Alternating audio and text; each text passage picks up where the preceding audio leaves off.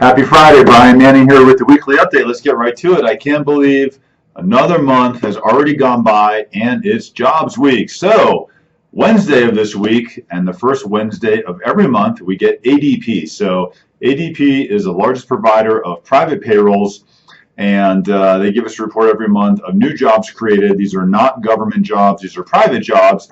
And the expectation for the month of July was that 1.2 million jobs would have been created, and ADP said, oops, only 167,000 new jobs were created. But they revised the month of June. In the month of June, they had originally reported that 2.4 million jobs were created, which was a blockbuster report. And they said, oh, we messed that up. It was actually 4.3 million people that had new employment in the month of June that were in the private payroll sector. No idea how you miss almost 2 million people, but they did. Thursday this week, and every Thursday we get unemployment filings. So we had 1.2 million new unemployment claims that were filed in the United States.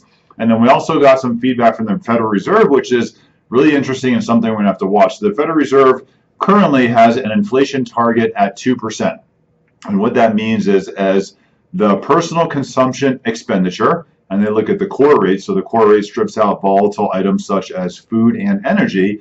So when that PCE rate approaches 2%, that's when the Federal Reserve will start to raise their rates. Well, the Federal Reserve is talking about taking that benchmark and changing it from 2% to 2.5%. So that means that they would not look at raising the Fed funds rate until the inflation target on the personal consumption expenditure hit 2.5%. Well, don't forget, although not important at this present moment in time, inflation is the enemy of bonds, and inflation is the enemy of interest rates. So as you start to see inflation go higher, higher, higher, and the Federal Reserve not doing anything about it, that means that mortgage rates would rise. That is not the case right now. We're in an incredibly low rate environment, but if they do make this change in the future, when rates do start to move higher, that would certainly propel mortgage rates to move even higher, because that cap would not be in place at 2%. So we have to watch this and kind of keep an eye on it. And then today, first Friday a month, we get the BLS. That's the Bureau of Labor Statistics. This is the government's report on what's happening with employment and unemployment. So they said for the month of July, 1.8 million jobs were created, and unemployment was down at a number now at 10.2%. But it's not fully accurate, and here's why. First of all, they have a 1% miscalculation into there, and the miscalculation covers a bunch of different things.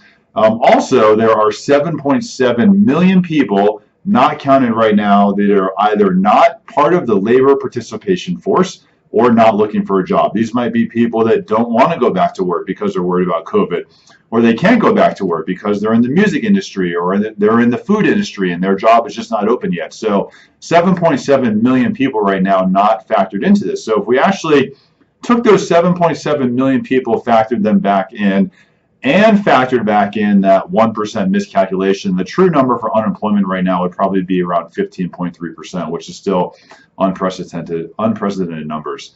I'm around all weekend. If you have any questions, let me know. If you have any buyers that need to get pre-approved, call me. Call me on my cell phone or text me. That's always the best way to get a hold of me over the weekend. Happy Friday. Hope you have a great day. We'll talk with you soon.